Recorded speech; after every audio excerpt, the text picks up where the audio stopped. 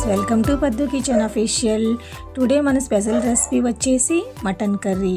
Mutton curry చాలా టేస్టీగా కుదరాలంటే ఒకసారి ఇలా చేయండి. మరి ఈ టేస్టీ మటన్ కర్రీ చాలా సింపుల్ వేలో ఎలా చేయాలో చూపిస్తాను. ఎవరైనా చేసేవచ్చు. ఈ టేస్టీ మటన్ కర్రీ అన్నం, చపాతీ, బగారా రైస్, పులావ్ ఇలా దేనిలోకైనా తీసుకుంటే చాలా టేస్టీగా ఉంటుంది. అలాగే సింపుల్ అండ్ ఈజీ అండి. మరి ఎలా చేయాలో చూసేద్దామా. ఇక్కడ నేను ఈ మటన్ శుభ్రంగా కడిగి పెట్టుకున్నానండి. అరకిలో వరకు మటన్ తీసుకున్నాను, అంటే 500 గ్రామ్ తీసుకున్నాను.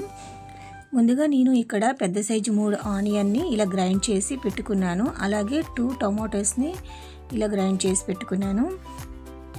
అలాగే ఇక్కడ నేను 5 పచ్చిమిర్చి, వెల్లుల్లి రెమ్మలు, కొంచెం మీడియం సైజు అల్లాన్ని తీసుకొని ఇలా నేను వాటర్ వేసి గ్రైండ్ చేసుకున్నాను.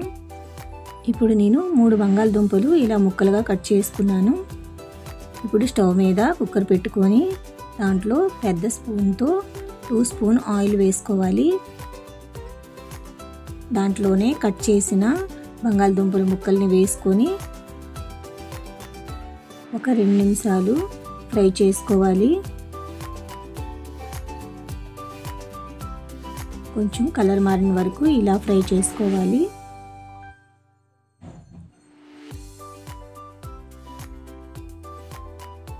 ఇలా ఫ్రై అయ్యాక ఇప్పుడు బంగాళదుంపల్ని తీసుకొని పక్కన పెట్టుకోండి.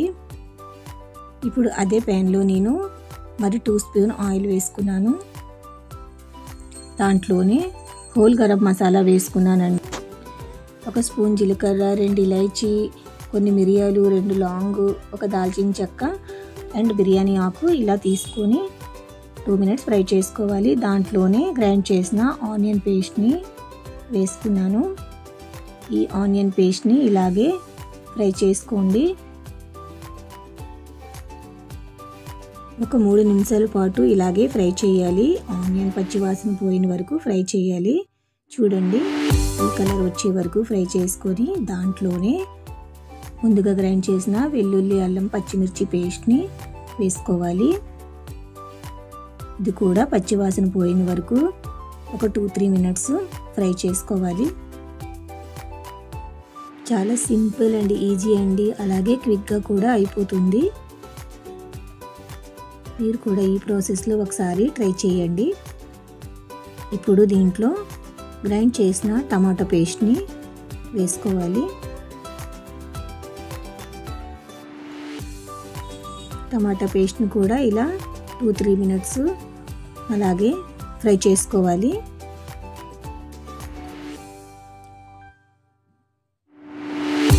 ఆయిల్ పైకి తేలే వరకు కొంచెము అలాగే ఫ్రై చేయండి. గ్రేవీ దగ్గరికి అయ్యేదాకా ఇలాగే ఫ్రై చేసుకోవాలి.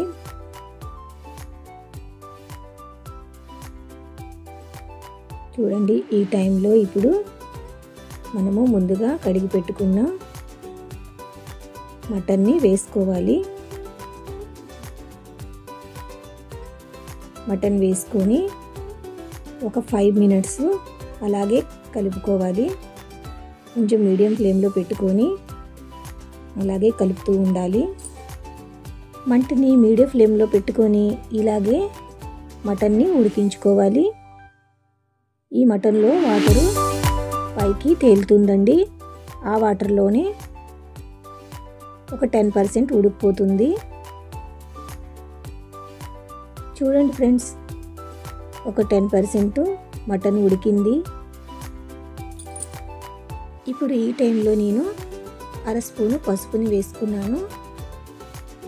అలాగే 3 స్పూన్ల కారాన్ని వేసుకున్నానండి. మీరు తినే స్పైసీ బట్టి మీరు వేసుకోండి.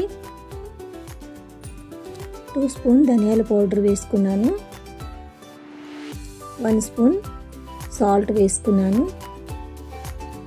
సాల్ట్ వేసుకున్న వెంటనే 1/2 కప్పు పెరుగు వేసుకోవాలి.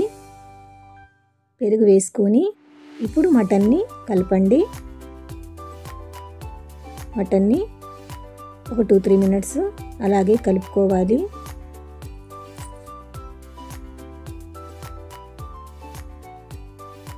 చూసారా గ్రేవీ ఎంత థిక్గా ఉందో.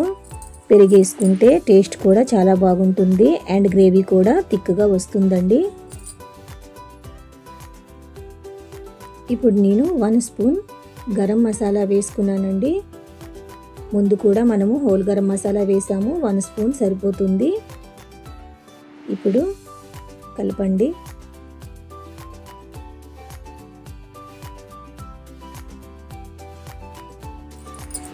ఇప్పుడు బాగా కలుపుకోవాలి.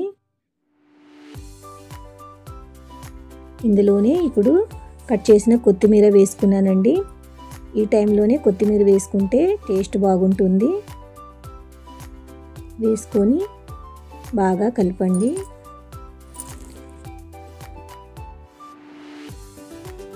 కలుపుకున్న తర్వాత దీంట్లోనే 2 కప్ వాటర్ వేసుకోవాలి. 2 కప్ వాటర్ వేసుకొని ఒక 2 నిమిషాలు కలపండి. ఇప్పుడు కుక్కర్ మూత పెట్టుకొని హై ఫ్లేమ్లో పెట్టి 2 విజిల్ వచ్చే వరకు చూసుకోండి. 2 విజిల్ వచ్చిన తర్వాత లో ఫ్లేమ్లో పెట్టండి.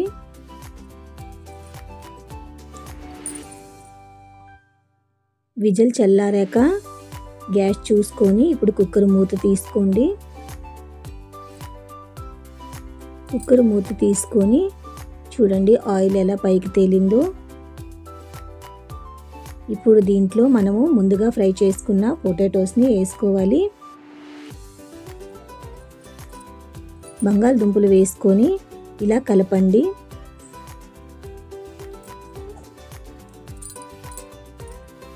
చూసారా ఫ్రెండ్స్, ఇప్పుడు 50% ఉడికినట్లేనే. ఇప్పుడు బంగాళదుంపలు వేసాక మళ్ళీ మనము కుక్కర్ మూత పెట్టుకోవాలి.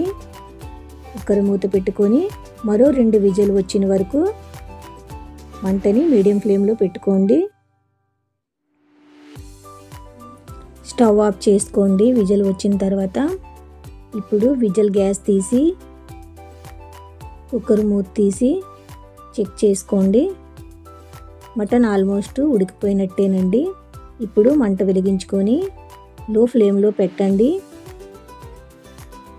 చూడండి ఎంత బాగా కుదిరిందో. మటన్ కూడా చక్కగా ఉడికిపోయిందండి. బంగాళదుంపలకి ఇలా నైఫ్తో గుచ్చి చూడండి, పొటాటోస్ కూడా ఉడికిపోయాయి.